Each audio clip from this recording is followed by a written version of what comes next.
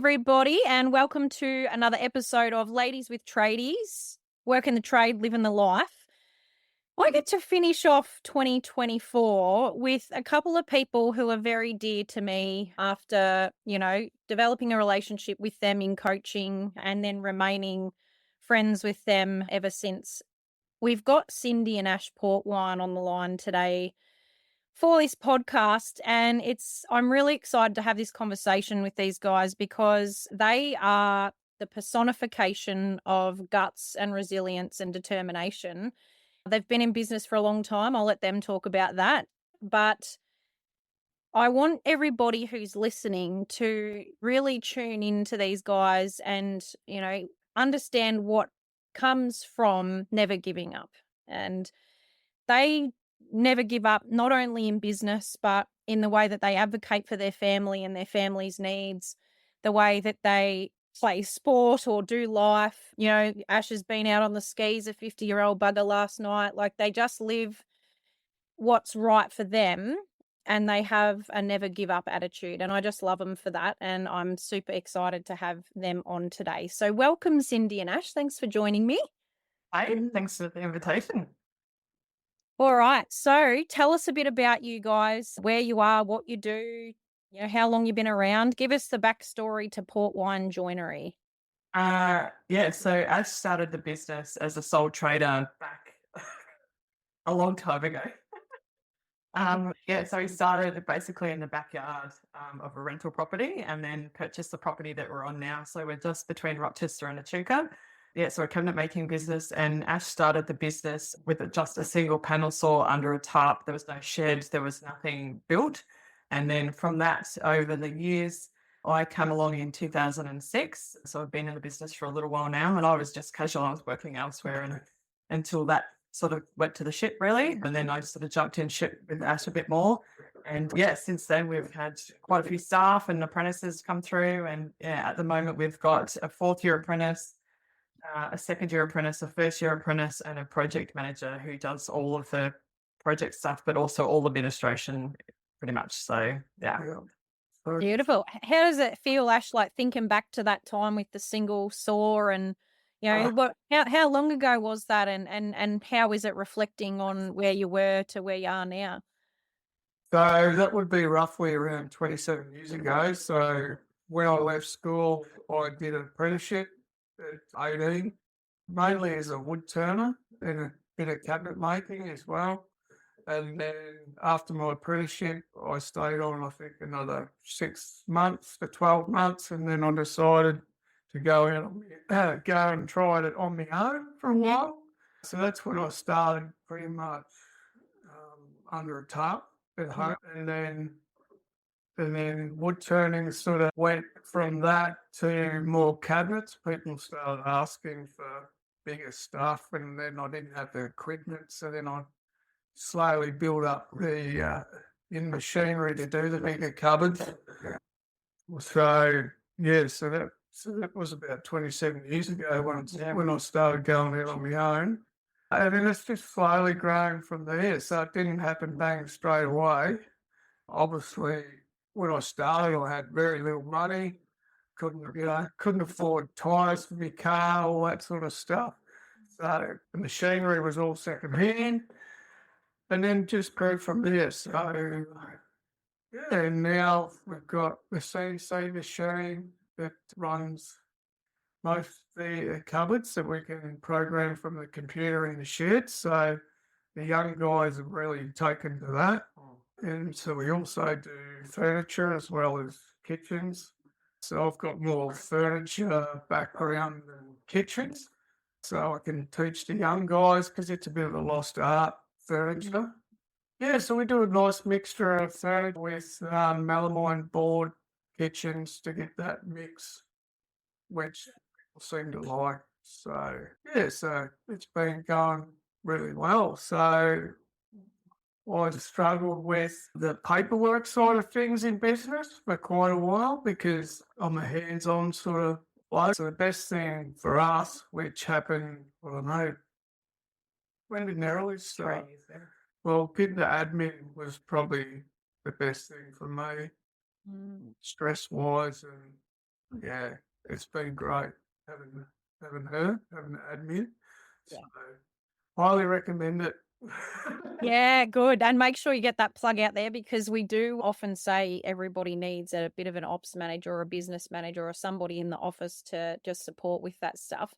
So, Ash, I had to giggle in there. I remember back to the whittling knobs days when we were talking about, pricing with you guys, and, a lot of change during the coaching time. So, a bit of context for the listeners: Ash and Cindy were coaching with Ladies with Tradies for a while. It was a couple of years, I think, and have since been away doing their thing very successfully for a couple of years. So known them for a while now, and I think back listening to your story there, and Ash is a very giving, kind, generous man and wants to help everybody. And there were times where, you know, there were jobs you were taking that didn't have a lot of margin on them. And one of those types of things, being that furniture maker and such a beautiful person at your craft, I remember us going, I don't know about this whittling knobs, mate. Like, it's not making much money. What do you reckon? And yeah, there's been a lot of change, Ash. I think 27 years in business with, and technology, you acknowledge, hasn't been your strength, but you have embraced it in your own way, in your own time. Like, how has that been for you as a person, I suppose, in business? Uh, yeah, well, it's been, yeah, it is good to learn the technology, definitely. Make things a lot quicker. Mm. And the young guys, they're good. They've taught me a few things too, which is good because you're always learning, no matter how old you are. I'm 50 now. I've been in the trade since school. So, these young guys, they teach you as well at the same time. So, and they've got good ideas. So they come to me when they've got problems, and sometimes we've got to go back to the old school way, up to templates, that sort of thing, to make sure that we've got it right. Yeah, So when we've, you have been implementing change, Ash, what's been the hardest thing for you in changing the way you think? Like, what have you found? well, that would have come from you, I think, Kate, back when you were coaching us, and that was when we were struggling quite hard, and I was working hard and long hours, but never had any money in the bank. And I was thinking, what are we doing? We're not getting ahead. We're working hard, and then I was scared to put my prices up because I was going to lose customers. So I bit the bullet and almost doubled um, my hourly rate overnight. And I'm thinking, oh shit, if this doesn't work, we're done, we've had enough, sort of thing. But it didn't seem to deter customers. So then all of a sudden we're actually starting to make a little bit of an income, and our bank account was looking more healthier, and it seemed to get rid of those knob jobs um, where I was making no money out of them. So, and then that meant a better life for the kids and the family, really. I could spend a bit more time with them without having to think I had to be out there working to put the food on the table. So that was probably the biggest kicker, I reckon, was putting my hourly rate up, which has made a huge difference. Like, sure, I've lost a few jobs out of it, but there's always another job that'll come in. You get a bit worried for a little bit, think, oh, geez, I've got a little bit quiet now.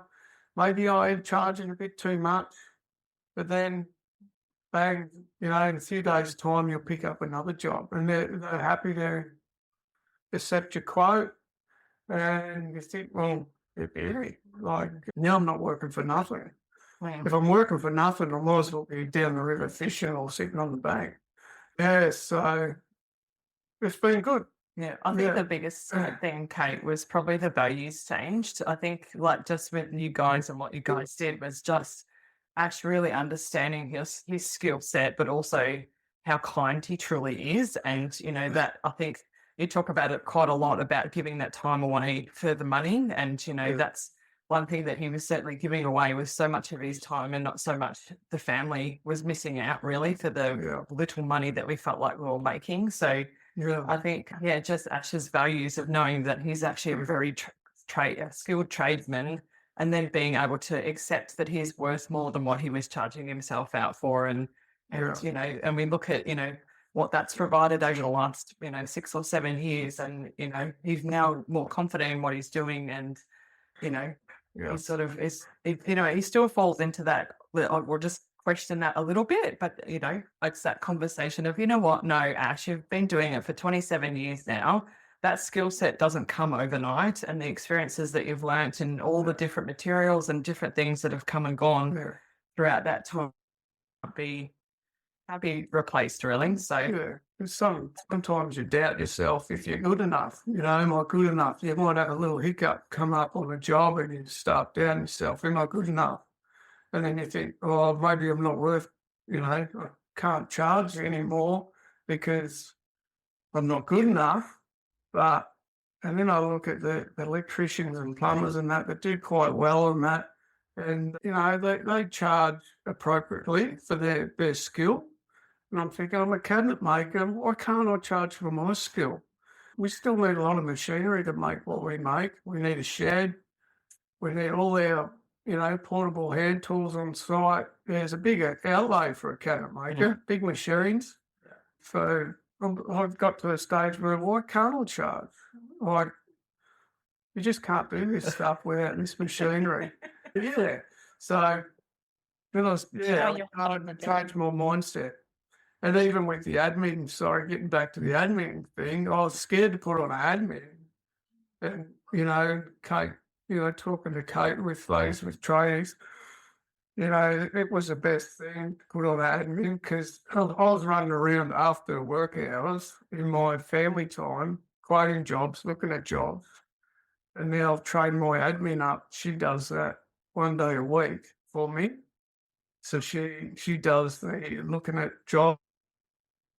And then I just firstly oversee, when she quotes a job, just the hours that she's put into it. And that's about it.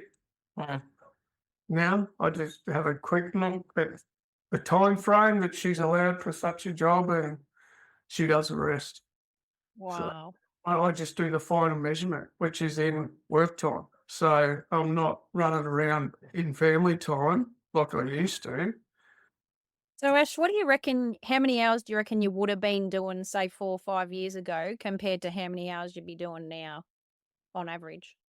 Well, I'd still be working a fairly long week now. Like now, only because we've started a new adventure with a new shop in Echuca, Augustus.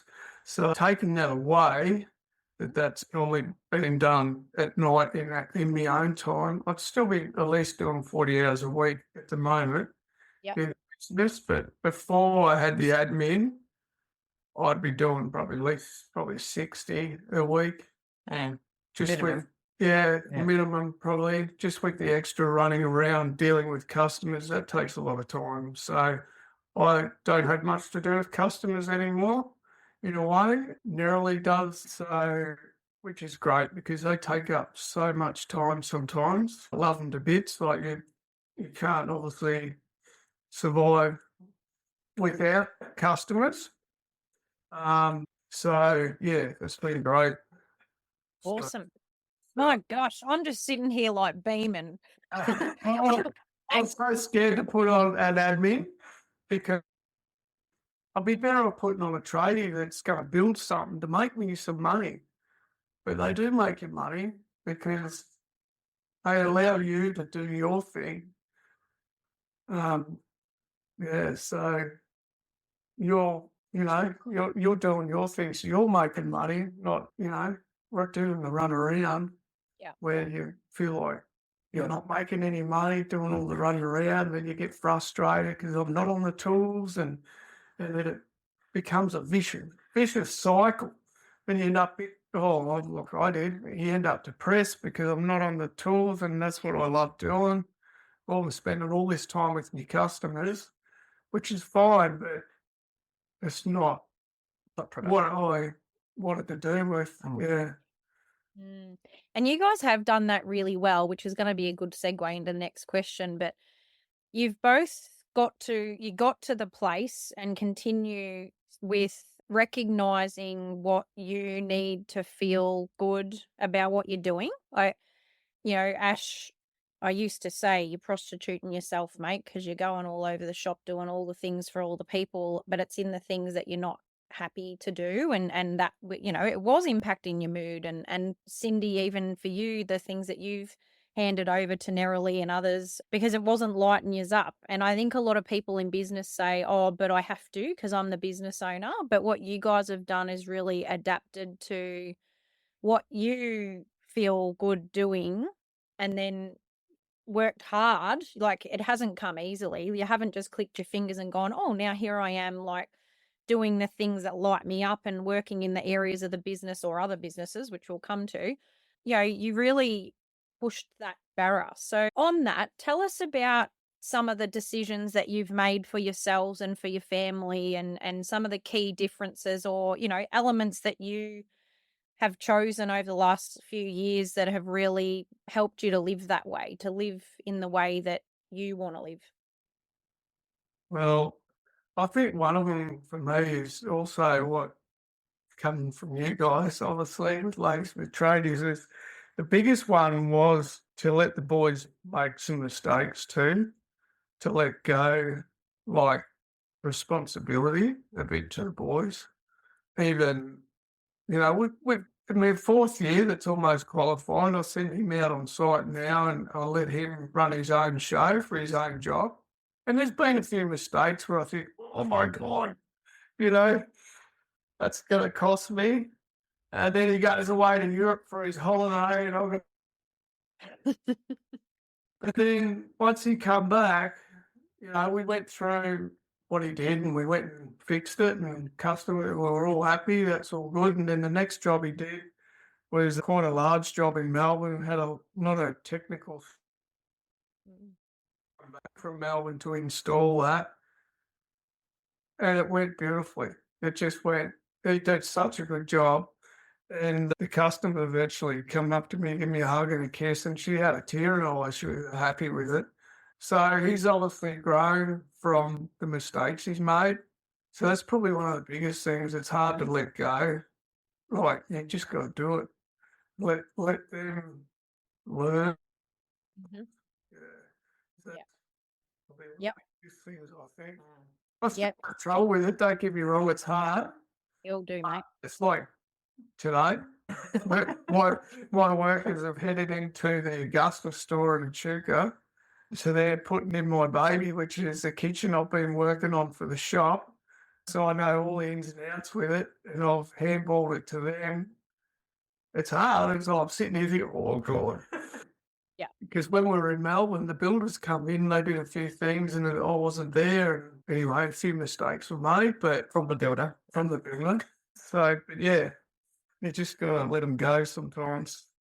Yeah. So that's helped your lifestyle, Ash, the letting go. Definitely. Yeah. Yeah. Yeah. Yeah. Well, I wouldn't be able to sit here Yeah. in there working now. Yeah. Because I'm too scared to let go.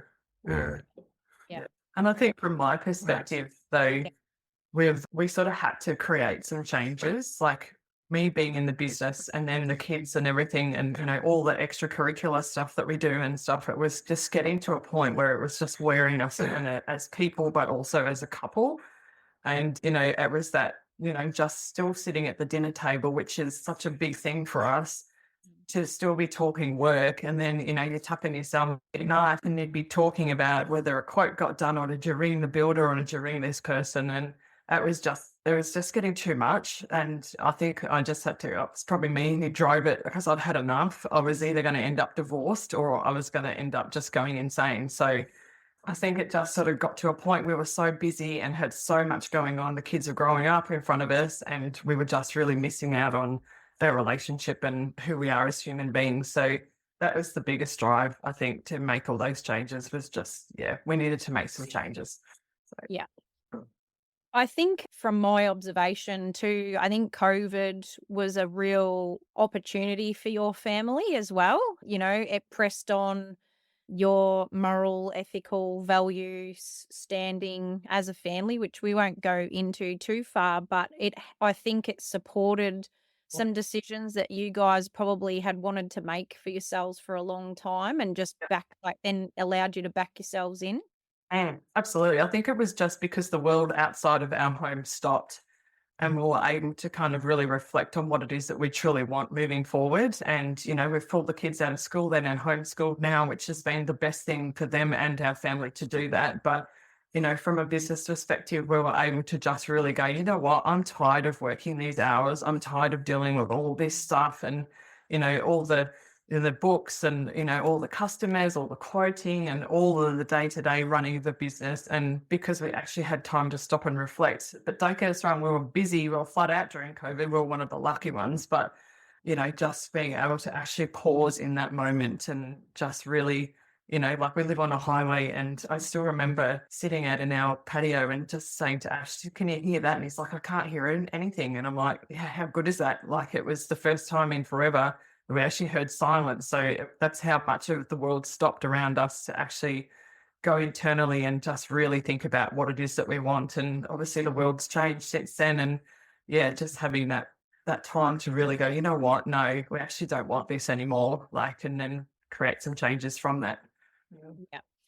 And so, like many, COVID knocked a lot of people around from a business perspective, lifestyle perspective, all of that type of thing.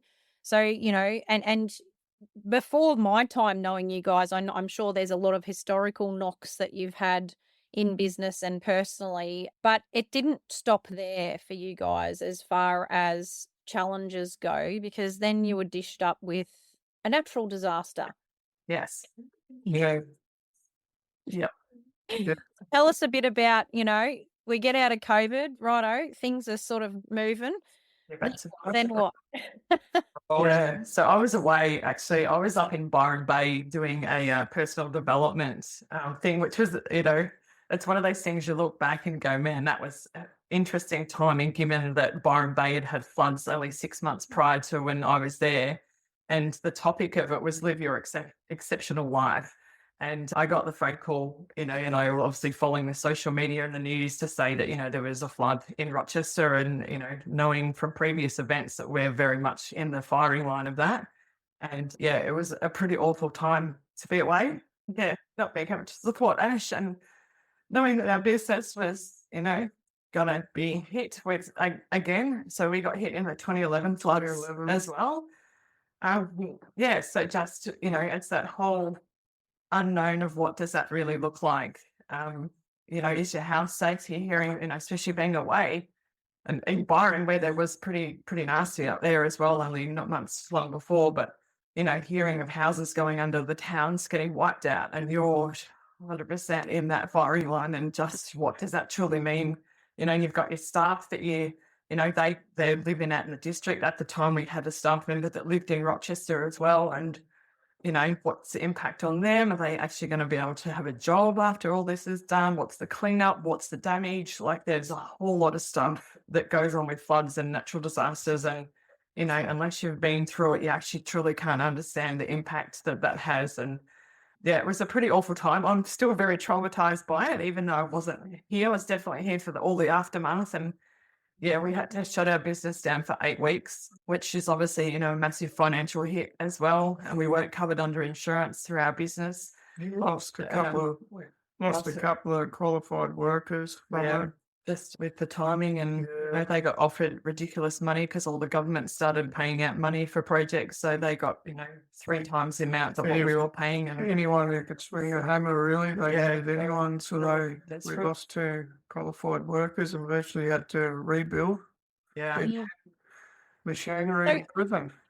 So in that moment or at that time, what was going through your minds? Because that is so confronting, so decimating to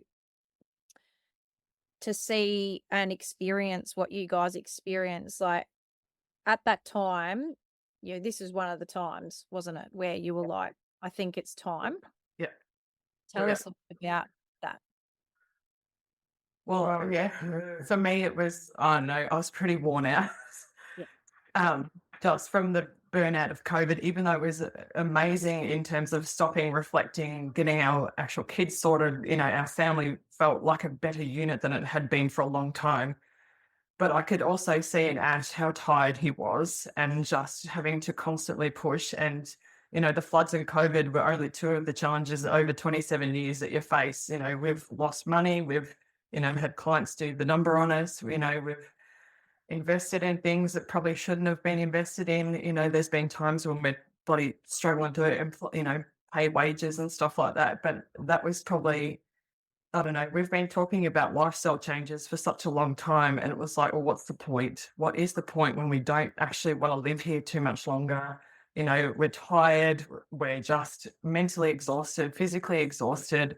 Is this truly what we want anymore? And then, you know, with floods, I'm like, fire destroys everything. And I'm not taking away from that, but it literally destroys it to ashes, where we actually had to pick up everything that was wet and soggy and dry things out. And, it's a massive job to clean up. And, you've obviously got to worry about mold and, the health issues associated with that. But I think we were just so determined because we knew what we had coming up in terms of the business, what we had to come up. And, if we shut down the doors, what does that then financially look like for us? And where do we go from here? We had no plan in place to go, well, what does that actually then look like? If we stop, we've just lost 2 qualified employees.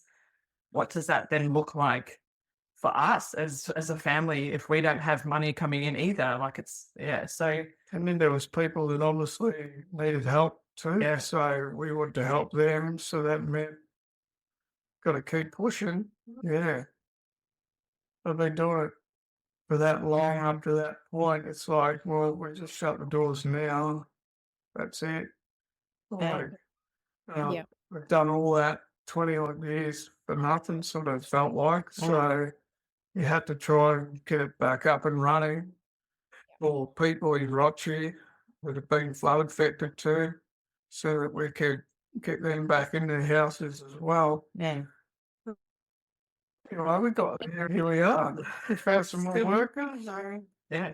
Amazing. And because between COVID and the floods, and there had been multiple chats that we'd had during coaching throughout that number of years around, is it time? And I remember Ash and I followed through. I was like, how you going with that 50-year-old plan that you had in mind? But the plan shifts, and that's okay. And I think what's been amazing to watch in you guys is the adaptability to the scenario that's in front of you each time. And you just don't give up. Like, I remember seeing the photos of your place. Sorry, it's getting dusty here, listeners. And I remember talking to Glenn in insurance, because it's like, what can we do, or what are they going to be okay? And then I know a few of the other clients come up and gave you a hand to clean up. So some beautiful people from the community. And I remember thinking, this is going to be it for them. And I felt really sad about that, because I knew how hard you'd worked and for everything that you had achieved up to that point. And I thought, I'm so torn here for them, because part of me wants them to chuck it away because it's too much. But part of me wants them to push on because they deserve to reap the rewards of what they've achieved. So, even as the business coach, and I can't even imagine for 1 second, like you said, Cindy, what nobody can truly understand or appreciate what it felt like to be in your shoes. And that conflict that I felt for you, let alone the conflict you would have had for yourselves at that time, do we just chuck it in? Because this is so much, staff, machinery, damage, all like your whole community falling apart around you. Yeah, it's a true testament, guys, to what or who you are as people, because businesses are nothing without people. And you just bit down hard on that bloody chunk of wood or piece of melamine, whatever you want. And you decided in that moment. And from then, holy, Yeah. just Well, been up and up. Yeah. There was, in those disasters, there's always someone that's worse off than Yeah. you. So 100%. And it was, it was one of those times where we didn't feel sorry for ourselves. We felt we were hard done by, but we didn't feel sorry because, there's people, particularly, only 500 meters from us, who had water through their home. And, I was, we did the whole community thing where we're sort of our own little community where we live, not so much in the township of Rochester. We're very much left alone in terms of, and, Rochester is a whole nother, 1,000 houses were underwater. So, but we were very much alone in our own little district of where we live. And, I was talking to the guy across the road who had the water through his house, and we kept sort of checking in on each other. And I'm like, mate, I feel so sorry for you. And he's like, yeah, but I'm putting food on my table. I get to go to work every day. I'm still earning an income. And, he's like, are you up to rice yet? Like, are you eating, is that all you can afford? And I'm like, no, we're okay. But I felt sorry for him because I was stepping out of my bed every day onto fresh, clean carpet and, still boiling the kettle, having a shower, going to my toilet. They had portaloos, living in a caravan, so it was one of those things that, even though it fairly impacted us financially and emotionally, obviously, but yeah, there was way more worse people than us. We just got hit the way we did. And yeah, and there's still, I actually saw yesterday on Facebook, it's been 2 years. So it's October 22 and there's people just moving into their houses coming into this Christmas. And, I think, man, that's tough. Like, we just had 8 weeks and, obviously the trauma still very much hangs around. And when it rains and you hear of different things happening up in Queensland at the moment, and the triggers are full blown for me personally at the moment. And, but it was just one of those things, like Ash said, we were getting phone calls, we've been hit, we need some new cupboards, our whole house is gutted. And we're like, what can we do to help? And, there isn't a massive amount of cabinet makers in Rochester district. So we just knew that it was game on to get these people back in. It was the least that we could do as a business and a skill set to help people get back on their feet in some capacity. So Incredible. And I think, again, that, that if we think about what the qualities are of people who do have, just keep getting up, it is that they look outside of themselves more often than not. And they can, you guys are very good at perspective and you don't do wallow. Geez, we've had some cracking bitching sessions over the years, 10 minutes, but then we snap out of it and we go, right, let's fucking get on with it. Yep. And that's how you've got through, guys. Like, that sheer resilience and determination and will to continue and look outside of yourselves and think about the kids too, my little mates. Okay, so what about life? Because, there's been twos and fro's here too. Yep. But what's, I know that we've gone to the extreme ends of the earth, Cindy, where we've got yous planned out for caravanning for the rest of your lives and it's all finished and wrapped up or Queensland properties and that type of thing. Tell me about the life side of, getting through this, showcasing that resilience, coming out the other side in your recovery mode, I suppose. What's life looking like now? Like, you've got through. What's it looking like now? So, well, I went to Italy last year just with my auntie, which was a bit of a life-changing experience for me personally. Ash hasn't really been overseas, so and being away from, literally the other side of the world in Europe, little phone connection and that sort of stuff. It was a really good time to kind of just tap into who I am and what I wanted, as an individual for my family, which is, not real common in a mother's head.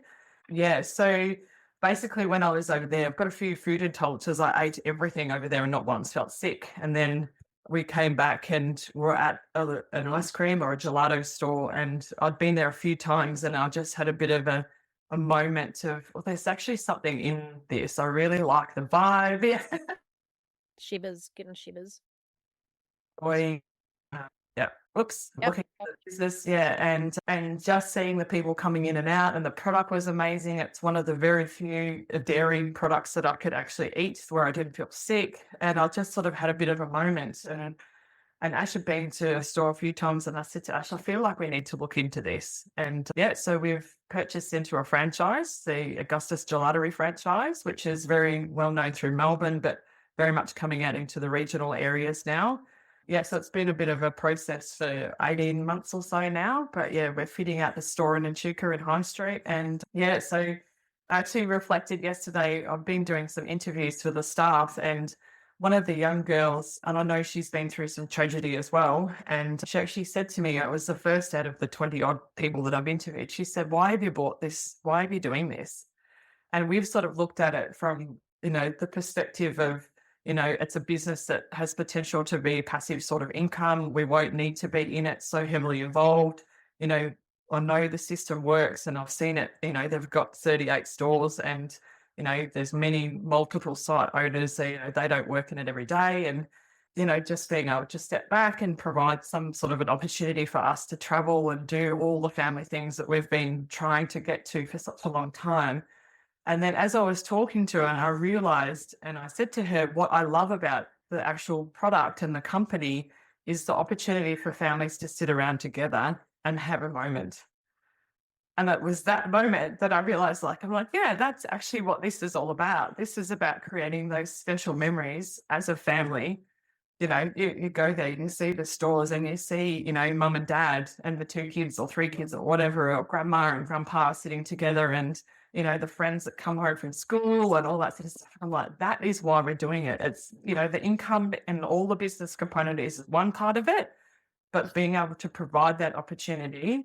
And that was a big moment for me yesterday to realize that is 100% why we're doing it. So that, and we're obviously very much about family, and, losing my dad some time ago now, I miss those moments. Coming up into Christmas is really hard. So just being able to have, provide that opportunity for families. So that's what we're doing. So it's very exciting. We're fitting out the store at the moment. And yeah, the plan with it is that Ash can step back from the joinery a lot more, and he can start pickling or skiing or, working on an old ute that he's bought, another project. Oh, God. And Going in and emptying the bins occasionally, apparently, you told me, Ash.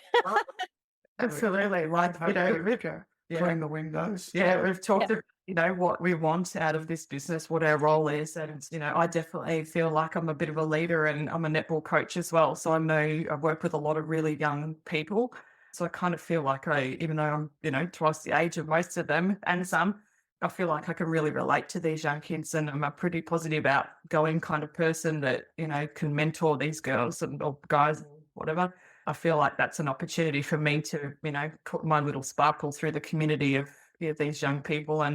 But Ash said I'm happy to literally put gelato on a cone if that's what I need to do every day. Then, pick up the bins or sweep the floor, or, just really step back in terms of what roles, not be the good one that has to work 500% all the time. So step back from out of the joinery and focus on letting the workers start to have more responsibility. And James, the fourth year, he shows good promise, and he seems very keen. I've spoken to him about, next year moving forwards and what he'd like to get out of it. So I'm hoping in the future he'll hopefully either take it off my hands, or what that looks like at this stage is a bit tricky, but we'll certainly work that out when the time comes.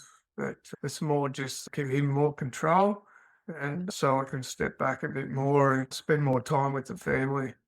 Yeah, which I'm looking forward to, and just doing those things that I've wanted to do over that, long period of time that you keep looking at that project that you really want to get into, but you just don't get that time to do it. I want to be able to do those projects before it's too late. Yeah, I love it. Oh, guys.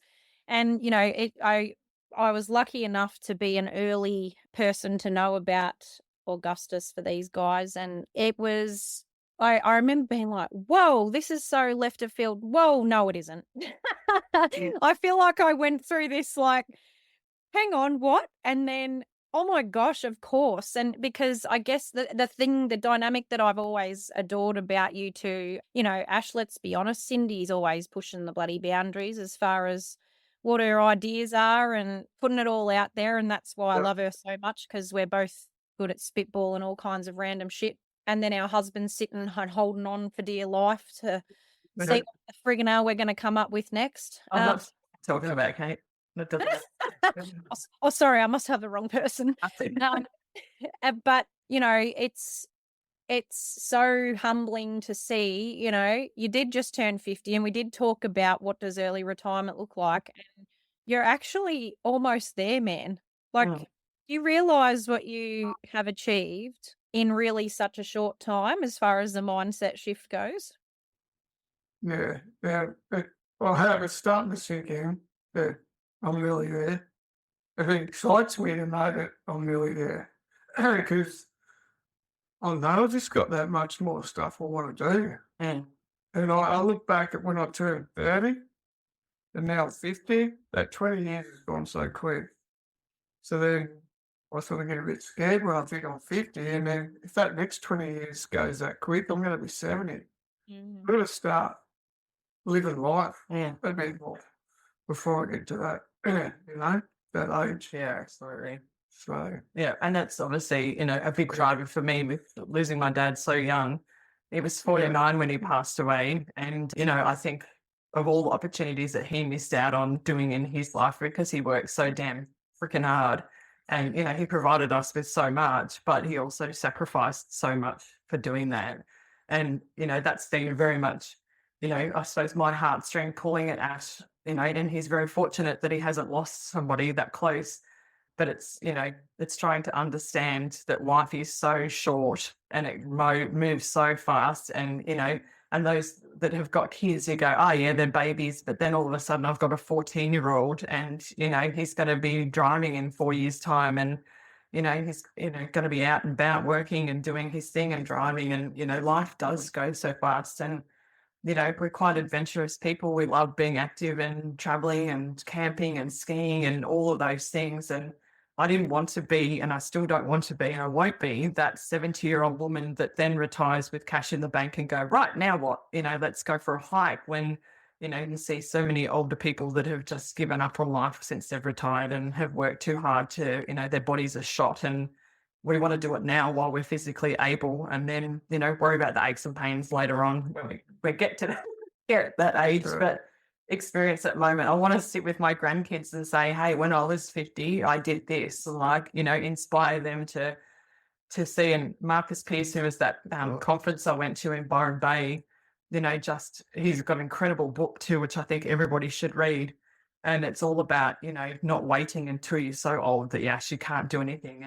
And, that's what we're trying to achieve is, there's obviously that work-life balance. We can't, financially retire just yet. And that's why we're doing the Augustus, to have that sort of income, but without the excessive amount of workload that comes with it is the intention behind it. So we can do all the fun things and, travel and, go scuba diving and, do all the fun things that we want to do. And, Kayla, our daughter, who's 12, wants to go to Paris. So, that's on the agenda too. So, that doesn't happen without, obviously money, but especially Europe, but just wanting to be able to do it, but making that a reality is really important to us.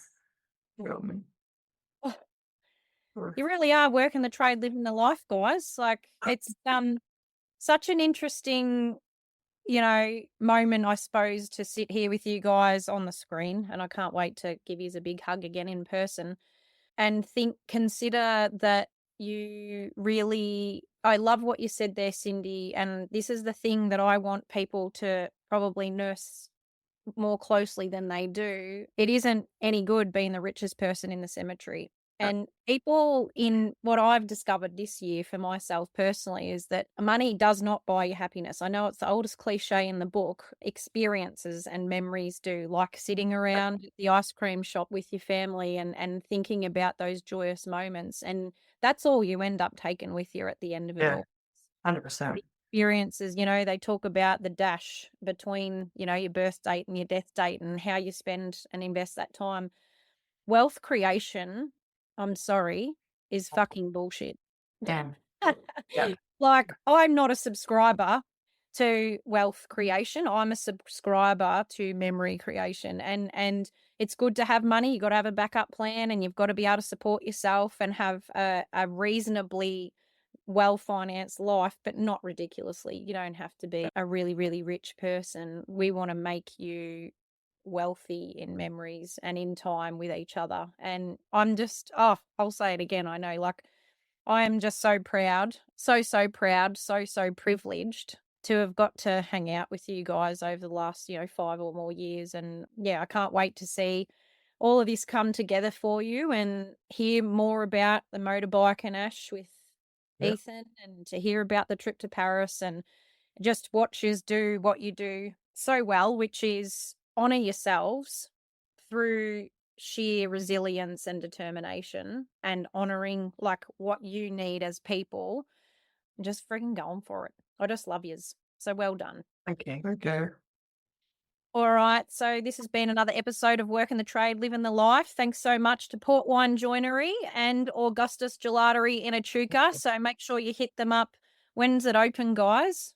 We're aiming for Australia Day next year is what we're aiming for. So Aiming for that, all things going well. So if you're there over the summertime, make sure you call in and have a gelati on these guys. Take care, you two. Actually, I think this launches in January. But yeah, take a lot of lessons from these two. You've been an absolute delight, and I know people are going to take a lot away from this.